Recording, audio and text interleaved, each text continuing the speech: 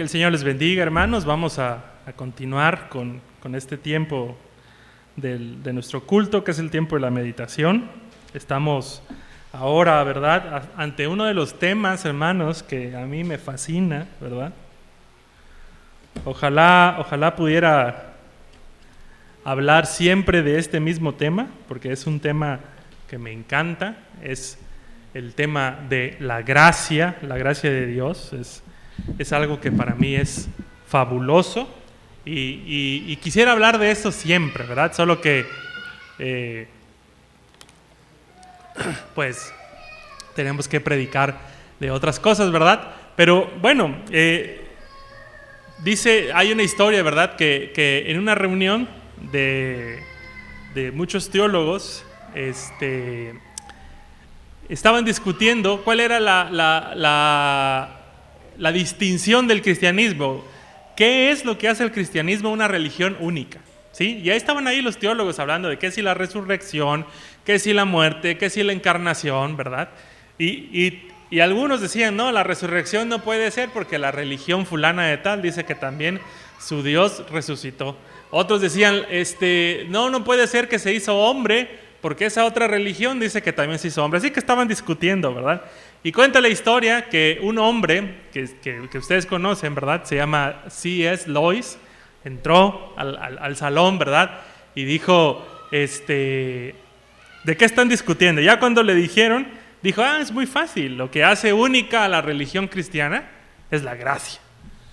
Sin la gracia, la religión cristiana no existiría. Entonces, todos ahí quedaron sorprendidos, ¿verdad? Y dijeron, pues sí, solamente la religión cristiana muestra gracia. Así que, hermanos, el pasaje de hoy es un pasaje de gracia, es un pasaje que nos va a hablar acerca del corazón de Dios, nos va a mostrar qué es lo que hay en el corazón de Dios, qué es lo que hace a nuestro Dios, el Dios en el que nosotros creemos, ¿verdad? Hay muchos dioses, muchas formas de adorar, pero nosotros creemos que el Dios que nosotros adoramos es el Dios verdadero, amén. Así que si nosotros adoramos al Dios verdadero, tenemos que conocerle, ¿sí? En el inicio de este pasaje, el pasaje que estamos leyendo, nos vamos a dar cuenta que los escribas y fariseos empiezan a tener cierta rencilla con el Señor Jesucristo, porque dice el pasaje, ¿verdad? Se acercaban a Jesús, versículo 1 del capítulo 15, se acercaban a Jesús todos los publicanos y pecadores para oírle, y los fariseos y los escribas murmuraban diciendo, a los pecadores recibe y con ellos come, ¿sí? Así que lo que hacían este grupo, ¿verdad?, es juzgar a Jesús por la mala reputación de las personas que se le acercaban. Hay un pintor que se llama Paolo Veronese. Este hombre pintó un cuadro que se llama Las bodas de Caná. Y es un cuadro muy interesante, ¿verdad? Porque está el Señor Jesús en una mesa y están sus discípulos ahí alrededor, pero en el cuadro hay unos soldados por ahí jugando unos dados. Hay una persona así en el frente embriagándose, ¿no? Hay algunas mujeres así como asemejando a las prostitutas de la época, ¿verdad? Entonces dice la historia que la Inquisición lo buscó y le dijo, ¿qué hiciste? ¿Por qué pintaste esto? Y Paolo Veronese dijo, ¿qué? Yo leí los evangelios y ese era el tipo de personas a los que Jesús se le acercaba. Así que los de la Inquisición no pudieron decir otra cosa, ¿verdad? Es cierto, a veces nos espanta un poco, ¿verdad?, saber que el Señor Jesús está cerca o se ha acercado principalmente a las personas pecadoras. Amén. Los veo temerosos de decir amén, pero es cierto. El Señor Jesús se ha acercado a las personas que son pecadoras. Por eso vamos a celebrar la Semana Santa en algunos días, ¿verdad? Porque vamos a recordar el ministerio sacrificial del Señor Jesucristo, cómo Él se ofreció en obediencia al Padre y en amor para con nosotros, se ha ofrecido, y parte de su sacrificio es para el perdón de los pecados. Como hemos estado viendo, hermanos, en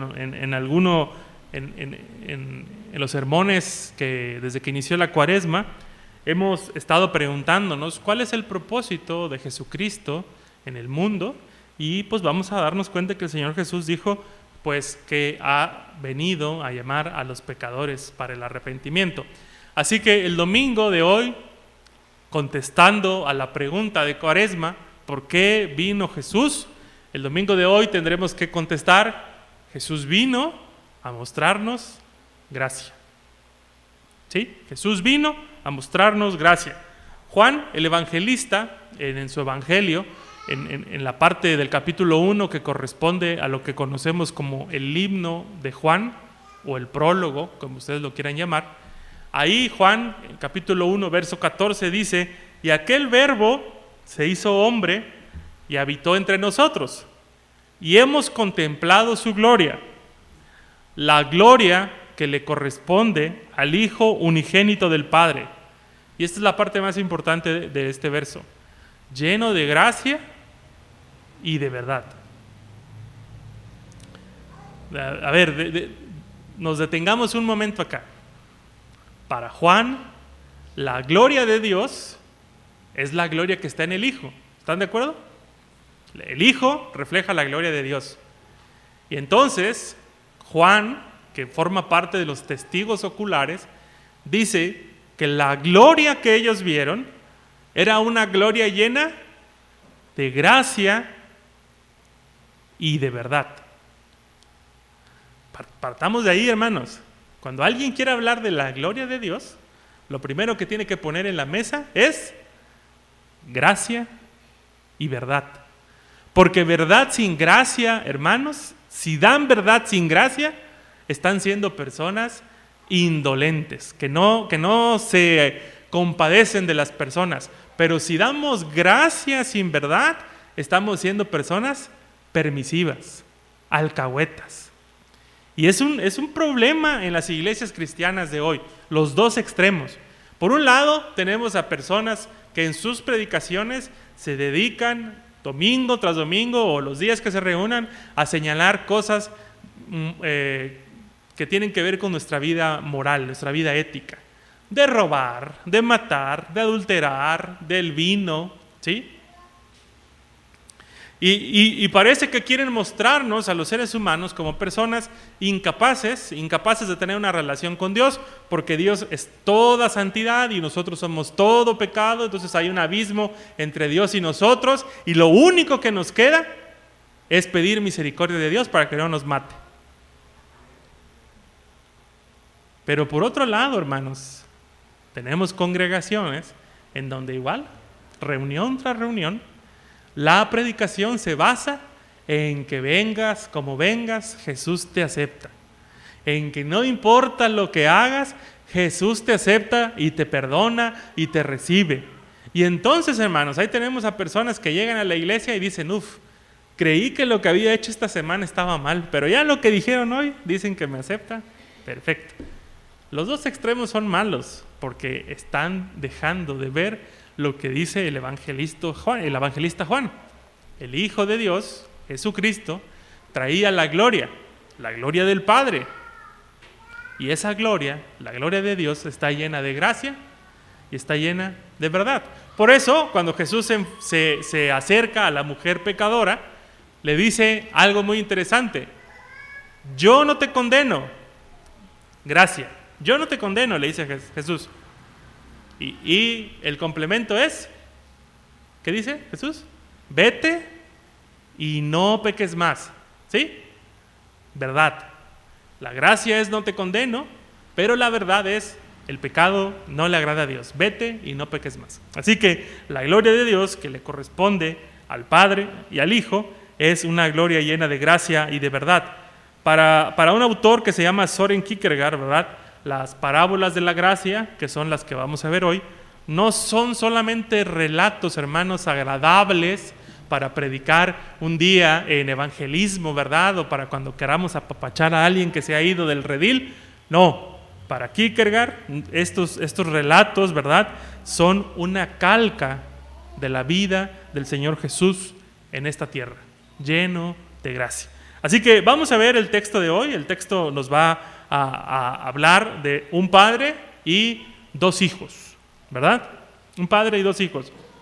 Antes debo decir, hermanos, que en este capítulo, en el capítulo 15, tenemos 3 relatos de búsqueda, tenemos 3 relatos de gracia, tenemos el relato de la oveja que se va, tenemos el relato de la moneda que se pierde y luego tenemos el relato de hoy, ¿sí? El relato del padre y sus 2 hijos.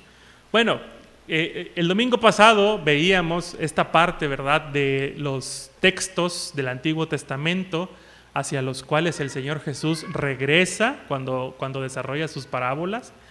A esto dijimos el domingo pasado que le llamamos intertextualidad, que es decir, que los textos de un lado se pueden ocupar aquí para darle una mejor dimensión, para ampliar el cuadro. Así que los paralelos de hoy son paralelos a los profetas, ¿sí? Si nosotros pensamos, hermanos, que este padre que estamos viendo aquí es un padre amoroso, un padre benevolente, tenemos que ir hacia el profeta Oseas y al profeta Jeremías. Ellos también nos van a mostrar la imagen de un padre. Aunque no se mencione como tal que es un padre, la figura que está ahí nos hace pensar en paternidad. Oseas capítulo 14 nos va a mostrar a Dios como un padre amoroso, pero que es despreciado por su hijo rebelde. Y el profeta Jeremías en su capítulo 31 también nos va a mostrar la imagen de este padre amoroso. La forma, hermanos, en la que estos 2 profetas nos hablan de Dios dista mucho, hermanos, de la imagen que nos hemos creado del Señor, ¿sí? Muchas personas expresan que la relación que tiene el Señor con nosotros es una relación casi de sumisión, ¿sí? Porque cuando llega la gracia de Dios al ser humano, el ser humano no se puede resistir, ¿verdad? Pero si somos serios con el texto bíblico, tenemos que encontrarle una explicación al capítulo 11 de Oseas y al capítulo 31 de Jeremías, porque Dios dice específicamente que Israel y Efraín son sus hijos, pero que este hijo no quiere el cariño de su padre. ¿Ustedes creen, hermanos, que le reste algo de soberanía a Dios que uno de sus hijos no quiera nada con él? Así lo pensarían. ¿Dios deja de ser soberano porque alguno de sus hijos no quiere algo con él? La respuesta yo creo que debería ser no, ¿verdad? Eso no lo hace menos soberano. Al contrario, lo hace un Dios que es congruente, ¿verdad?, con el amor, porque es un Dios lleno de amor, y parte del amor implica que cuando estamos estableciendo una relación, pues la otra persona tome sus decisiones. El hijo que aparece en el capítulo 11 de Oseas es el hijo típico que la ley del Deuteronomio dice que debe morir. ¿Sí se acuerdan quién era el hijo que tenía que morir, hermanos? El hijo rebelde, el hijo contumaz. Abran sus Biblias en Oseas 11 para que vean lo que está pasando y no nos quedemos todos así viéndonos, ¿verdad? A ver si lo que están diciendo el pastor es cierto o no. Capítulo 11 de Oseas dice así: cuando Israel era muchacho, es Dios el que está hablando, cuando Israel era muchacho yo lo amé, y de Egipto llamé a mi hijo. Cuanto más yo los llamaba, vean ustedes, más se alejaban de mí. A los Baales sacrificaban y a los ídolos ofrecían sahumerios. Con todo eso, enseñaba a caminar a Efraín. Yo mismo lo tomé de los brazos y no conoció que yo lo cuidaba. Con cuerdas humanas lo atraje, con cuerdas de amor, y fui para ellos como los que alzan el yugo de sobre su cerviz, y puse delante de ellos comida. No volverá a tierra de Egipto, sino que el asirio mismo será su rey, porque no se quisieron convertir. Pongan mucha atención, hermanos. Pongan mucha atención. Este hijo del capítulo 11 de Oseas Es el hijo rebelde y contumaz que el libro de Deuteronomio, que el libro de la ley decía que debía morir. ¿Sí? ¿Quién dio la ley del Deuteronomio, hermanos? ¿Quién dio la ley del Levítico? Dios la dio. Así que, ¿qué le tocaba a Israel? La muerte. Si no obedecía, le tocaba la muerte. Israel tenía que obedecer la ley, pero Israel se hizo un pueblo desobediente, entonces le tocaba la muerte. Eso es lo que marca la ley. Entonces, hermanos, ¿qué pasa? ¿Por qué Dios no los manda a la muerte? ¿Por qué se arrepiente Dios del castigo? Oseas, hermanos, nos va a decir que Dios lo hizo por su santidad que le impide que se comporte como un ser humano. Pero el profeta Jeremías, muchos años después, nos va a decir que Dios no castigó porque es un Dios que ama. Dice Jeremías capítulo 31, 20, ¿acaso no es Efraín mi hijo amado? ¿Acaso no es mi niño preferido? Cada vez que lo reprendo, vuelvo a acordarme de él. Por él mi corazón se conmueve. Por él siento mucha compasión, afirma el Señor. Podríamos entonces concluir, hermanos, que la naturaleza de la que nos habla Juan, lleno de gracia y de verdad, no es algo que Juan y los escritores del Nuevo Testamento se inventaron. Es algo, hermanos, que el Antiguo Testamento ya había visto en nuestro Dios. Dios es un Padre amoroso y detiene el castigo de sobre sus hijos por amor.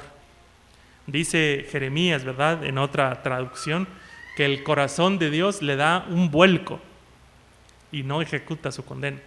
¿Han sentido un vuelco en su corazón por sus hijos, hermanos? ¿Siente compasión por ellos cuando están metidos en un problemón? Conforme se van haciendo grandes los hijos, hermanos, ¿verdad que van haciendo cosas más terribles? Primero tiran el café en la mesa, pero después no quieren venir a la iglesia. Y la sensación de vuelco en el corazón se siente igual siempre, ¿verdad? Incluso se va haciendo más intensa. Imaginen a Dios, hermanos, viendo a Israel y a Efraín como su hijo. ¿Pueden dimensionar ese vuelco en el corazón del Señor? Así como lo describe Dios en el capítulo 11. Yo llamé a mi hijo. Cuanto más yo lo llamaba, más se alejaba. Le ofrecía sacrificios a otros dioses. Para la historia de hoy, hermanos, vamos a tener dos hijos, ¿verdad? Dos hijos, un hijo bueno y un hijo malo, por así decirlo. Y por ley, hermanos, sabemos, ¿verdad?, que lo que dice el hijo menor es algo impensable para la época en la que estamos leyendo este relato. Un hijo no le puede pedir la herencia a su padre. Si ahorita, hermanos, nos da un poco de... sentimos feo cuando un hijo le habla de una manera irrespetuosa a sus papás. Ahora imaginen en la época del Señor Jesús, ¿no? ¿Cómo debió haberse oído una historia en donde un hijo le dice a su papá que le dé su herencia? Ya sabemos, ¿verdad?, todo lo que esto implica. Implica decirle a su papá, ya no te quiere volver a ver, muérete, ¿verdad? Pero no vamos a tardar tanto en esto. Nada más vamos a decir que es un hijo malvado, ¿verdad? Es un hijo que está haciendo cosas irrespetuosas para con su padre. No nos dice otra cosa el relato más que el padre le da al hijo lo que le corresponde. El hijo agarra todo lo que tiene, lo convierte en dinero, o sea, lo vende y se va. Dice que se va a un país lejano. Las traducciones de la Biblia dicen que él vivió una vida desenfrenada y que todo el dinero que tenía lo malgastó. Obviamente, hermanos, el curso natural de este hijo, ¿verdad?, es la desgracia. Y eso es lo que le pasa, desgracia. Dice que justo cuando se está acabando todo su dinero, cae hambruna, hermanos. O sea, como si no fuera suficiente estar sin dinero, ahora le cae una hambruna. Y entonces el texto dice que él va a buscar trabajo. La traducción de la Biblia textual dice que él se fue a arrimar con un ciudadano de ese país lejano. Y este ciudadano lo mandó a cuidar cerdos. En el punto más bajo, hermanos, de la miseria de este joven, ¿sí? Él parece que tiene como una especie de trance, una visión, ¿verdad? Y recapacita. Pero, ¿por qué es el punto más bajo de su miseria? Bueno, porque él tiene tanta hambre, hermanos.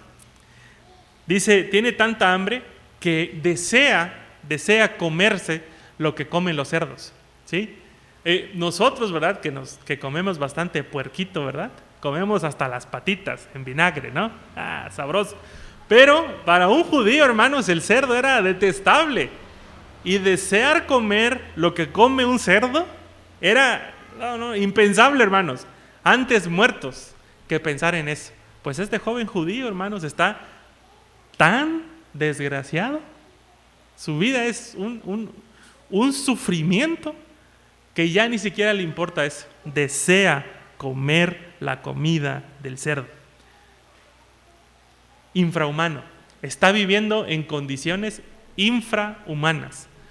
¿Conocen personas, hermanos, presos del pecado y viviendo en situaciones infrahumanas? Todos conocemos a alguien que vive preso de una condición infrahumana. Esta semana estaba platicando con un amigo y él me decía que le supo de un caso, ¿verdad? De una persona que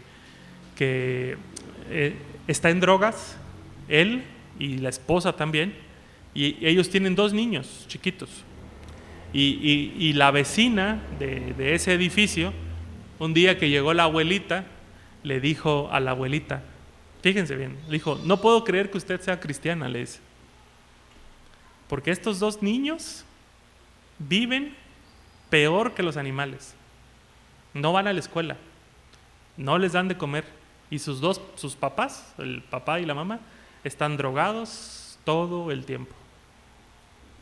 Condiciones infrahumanas, hermanos. En esa condición está el hijo menor. Condición infrahumana. En ese estado de miseria él recapacita, ¿verdad? Y por primera vez va a reconocer una cosa. Va a reconocer que tiene padre.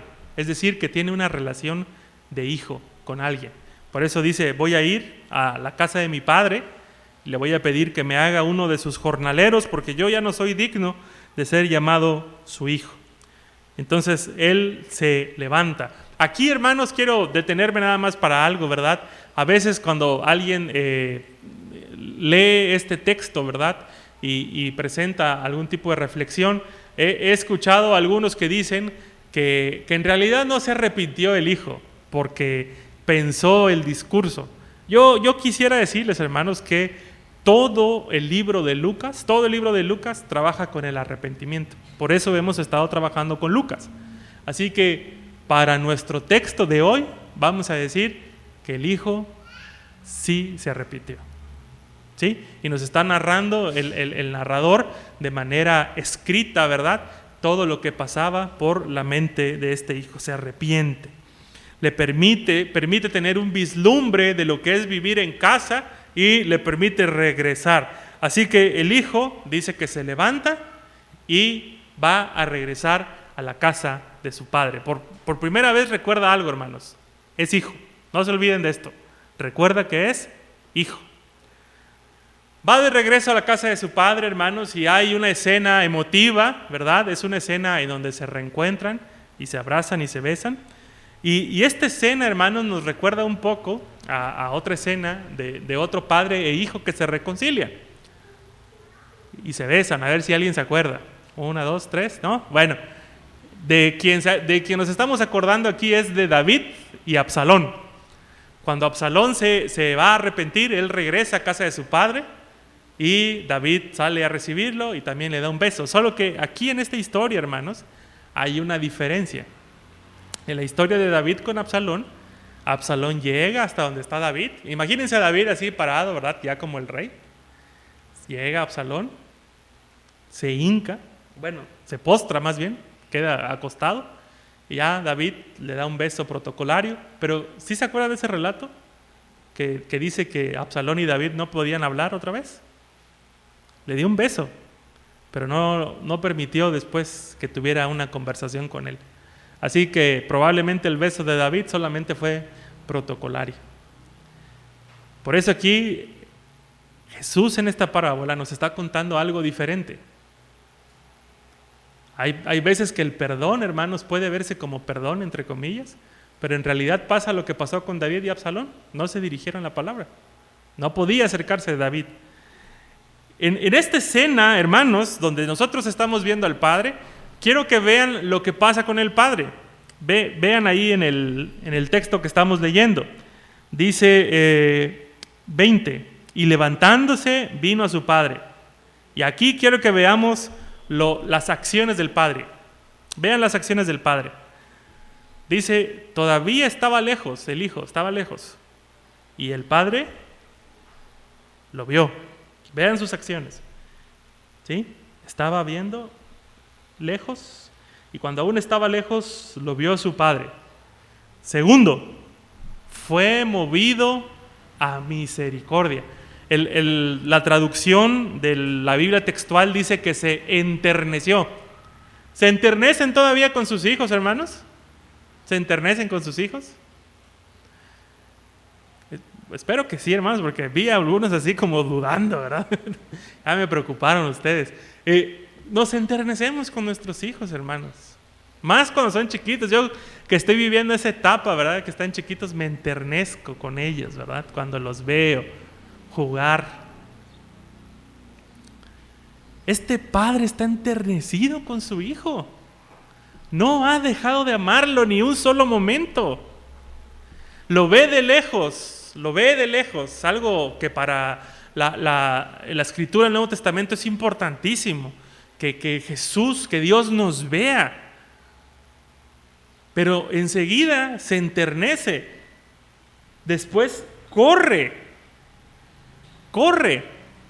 Él es el que corre a abrazar a su hijo.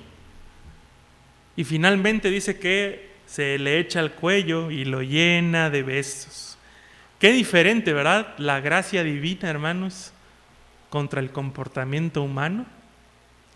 David nunca bajó la mirada de rey, ¿verdad? David no bajó. David amaba a su hijo, no nos queda duda, pero no bajó nunca la mirada de rey. Prefirió que su hijo se arrodillara ante él, se humillara, ¿verdad? Lo levantó y le dio un beso, pues vamos a decir fingido, protocolario, y después de eso no le permitió que le dirigiera la palabra a su hijo, cortó toda relación con él. Y en cambio el padre de esta narración lo ve de lejos, se enternece, corre, ¿verdad? Correr para un hombre de edad mayor en la época de la que estamos narrando, hermanos, era algo vulgar, porque como usaban estas ropas así, túnicas, el hombre tenía que subirse la túnica hasta aquí a las rodillas, hacerle un nudo, amarrárselas y salir corriendo. Era grotesco que un hombre mayor corriera. Los hombres no corrían, caminaban así ceremoniosamente. Pero este hombre pierde todo decoro por ver a su hijo volver. Qué diferente, hermano, se siente el beso de esta historia al beso de la historia de David. Este padre está con el corazón roto, fue insultado públicamente por su hijo, pero por encima de toda dignidad corre a recibir a su hijo, que según sus propias palabras era un hijo muerto y ahora está vivo. Y es un hijo muerto, hermanos, porque es el hijo rebelde y contumaz, el que debía morir. Él no lo mató, pero ahora que este hijo regresa a casa, él lo ve como un hijo que estaba muerto y es un hijo que regresa. Señor Jesús conoce el corazón del Padre, el corazón que perdona. Tan pronto como este hijo decide regresar, el Padre lo ve desde lejos. La historia no nos dice que el hijo corrió, hermanos. La historia dice que el que corre a su encuentro es el Padre. Él es el que corre. tan pronto como lo ve, lo abraza, ¿verdad? Y aunque el padre, hermano, aunque el hijo, hermanos, va a sacar su discurso que ha preparado, el padre parece, hermanos, que ignora todo lo que le está diciendo, porque le va a dar una orden a sus siervos, les va a decir qué es lo que quiere que hagan, ¿sí? Y después, hermanos, en voz alta, le dice a sus siervos: mi hijo estaba muerto, pero ha vuelto a la vida. Estaba perdido y ha sido hallado. Si el hijo, hermanos, recordó su filiación con el padre, recordó que tiene una relación con el padre, en cuanto su hijo llega, le recuerda que sigue siendo su hijo. Probablemente, hermanos, los de la hacienda, ¿verdad?, los trabajadores dirían: a ver cómo va a reaccionar el patrón ahora, ¿verdad? ¿Qué será bueno para este hijo maleducado? Si lo hubiera recibido, hermanos, en su hacienda, hubiera sido una persona buena. De verdad que sí. Pero no solo lo recibe en su hacienda, le hace fiesta. Y no solo le hace fiesta, le regresa su dignidad de hijo, al darle ropa, anillo y calzado. Dice Henry Nouwen, que es un autor que ha escrito sobre el hijo pródigo. Dice Henry Nouwen: en las historias de Jesús, en el Evangelio, no hay alegría. Fíjense bien, y espero que esta frase se la guarden ustedes. En las historias de Jesús, el cielo no se alegra cuando termina el dolor. El cielo no se alegra cuando las personas dejan de hacer el mal. El cielo no se alegra cuando hay un montón de personas cantando. En las historias de Jesús, el cielo se alegra cuando uno de los hijos perdidos regresa a casa. Eso es lo que le preocupa a Jesús. Y eso es lo que le debe preocupar a la comunidad que dice ser comunidad de Jesús. Que uno de los hijos perdidos, uno solo, regrese a casa.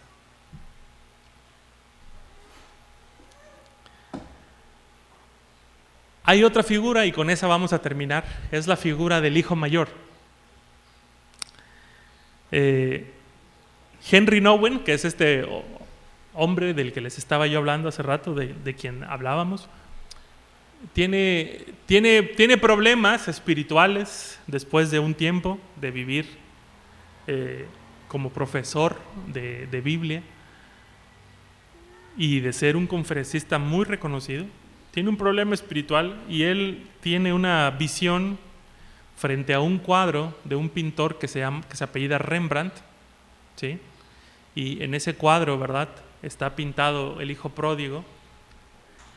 Y Henry Nouwen dice en sus reflexiones que todos los cristianos en algún momento hemos sido el hijo menor, el hijo pródigo, el hijo contumaz. Y todos nosotros nos sentimos amados cuando el Padre nos perdona. Amén. Pero también dice que hemos sido o somos el hermano mayor, cuando nos sentimos con derecho a decirle a Dios qué es lo que tiene que hacer con su amor y su justicia. Por eso quiero que vean esta figura, ¿verdad? Este hijo está enojado, ¿verdad? Regresa de trabajar, se enoja porque hay fiesta en honor a su hermano. Nuevamente es el padre, hermanos, el que tiene que salir por este hijo. Ya, pobre padre, ¿verdad? Arregló uno y ahora el otro se le está queriendo descomponer. ¿Les pasa eso, hermanos? Arreglan algo en casa y luego se descompone otro. Bueno, así aquí con este padre. Tiene que salir porque su hijo mayor ahora está molesto, está enojado. Y este hijo, ¿verdad?, le va a decir al padre que nunca ha quebrado un mandamiento. Sin embargo, hermanos, paradójicamente, a pesar de ser una persona justa, según él, se está portando de una manera grosera con su padre, de una manera pedante, altanera. ¿Por qué? Porque lo va a acusar de injusto. Le va a decir: Yo siempre he estado aquí y nunca me has dado un solo cabrito. ¿Sí? Él se ve a sí mismo como una persona sin falla, pero tiene una falla enorme, hermanos. Es altanero, es altivo. Y se siente con toda la disposición del mundo y con todas las condiciones para poder reclamarle al Padre. Y me temo, hermanos, mucho me temo que alguno de nosotros se convierta así con Dios. Nos sentimos a veces con toda la razón del mundo para poder decirle a Dios: esta persona tiene que ser eliminada de tu pueblo porque te ha fallado. Esta persona ya nunca más te puede servir porque te ha fallado. Hay personas, hermanos, que se comportan de manera indolente frente al pecado. Alguien viene y les cuenta: tal persona cayó en pecado. Se sabía. Mira cómo usaba la falda. ¿No? ¿Cómo no va a caer en pecado si no diezma? ¿Cómo no va a caer en pecado si cuando dijeron que quién quería dar clases se paró y se fue? ¿No les pasa eso? ¿Lo han visto? Espero que no sean ustedes, hermanos, los hijos mayores.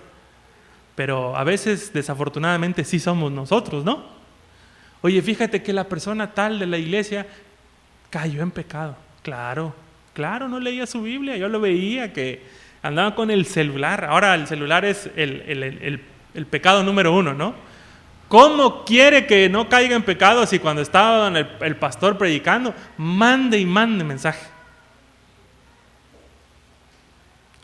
Y nosotros casi, hermanos, nos queremos parar como ese fariseo y le decir a Dios: gracias, Señor, porque mis hijos nunca te han hecho esto. Gracias, Señor, porque yo, o porque mi esposa, o porque mi matrimonio nunca ha tenido esta falla. Este hombre, ¿verdad? Este hijo mayor incluso se siente, hermanos, con el derecho de desafiliar a su hermano, de ya no ser más su hermano. Le dice: este hijo tuyo. Ya no le dice mi hermano, este hijo tuyo, le dice. Y ojo aquí, hermanos, que la Biblia no nos dice qué cosa hizo el hijo menor, perdón. Nada más dice que vivió desenfrenadamente. Pero el hijo mayor dice que se gastó todo el dinero en prostitutas.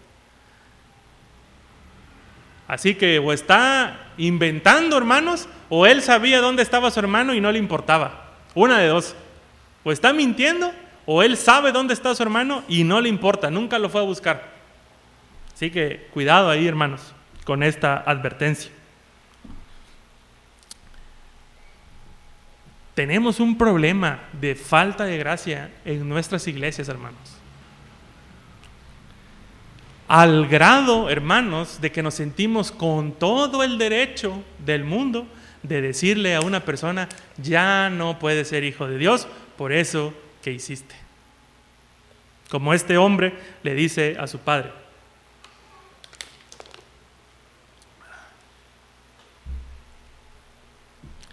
El hijo mayor está enojado. Y está enojado porque no soporta la gracia. Hermanos, si algo ha intentado Pablo y los escritores del Nuevo Testamento, es que nosotros entendamos la gracia de Dios. Y de hecho, ¿verdad? Hay un movimiento dentro del movimiento cristiano que dice ser el movimiento de que tienen las doctrinas de la gracia, y que si la gracia es irresistible, etcétera, etcétera. Pero los cristianos, hermanos, en la práctica, cuando hablamos de la gracia, no la aceptamos, porque creemos que la gracia tiene límites, está encuadrada en ciertas cosas. Me contaba un amigo, ¿verdad?, que en la iglesia a la que él asistía había una persona que era pues muy recta en algunas cosas, ¿verdad? Y una vez una joven de la iglesia que participaba en algún ministerio específico salió embarazada y no estaba casada, ¿verdad? Entonces, en el tiempo de la junta, ¿verdad? Este hombre pidió, ¿verdad?, un castigo ejemplar. Que se le castigue, que se le quiten todos sus cargos, que se le discipline, prácticamente que ya nunca más se vuelva a saber nada de esta persona en la iglesia. Así que las otras personas que estaban ahí en la junta dijeron, no, pero pues podemos hacer esto y lo otro. Y bueno, terminó, ¿verdad?, esta persona, esta joven, siendo disciplinada. Lo paradójico de la historia, hermanos, ya a lo mejor algunos de ustedes que les gusta el cine ya saben para dónde va la historia, ¿verdad? Lo paradójico de la historia es que tiempo después, una de las hijas de este hermano le pasó lo mismo, salió embarazada.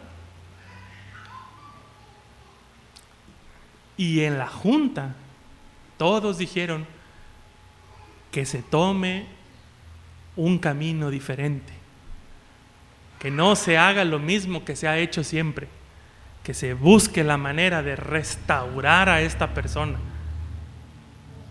que no se le exhiba públicamente, que se trabaje con su corazón. ¿Qué creen que pasó? Un final feliz sería que este hermano por fin recapacitó y se quedó ahí. Pero la realidad es que ese hermano abandonó la iglesia. No soportó la gracia de Dios. No la soportó.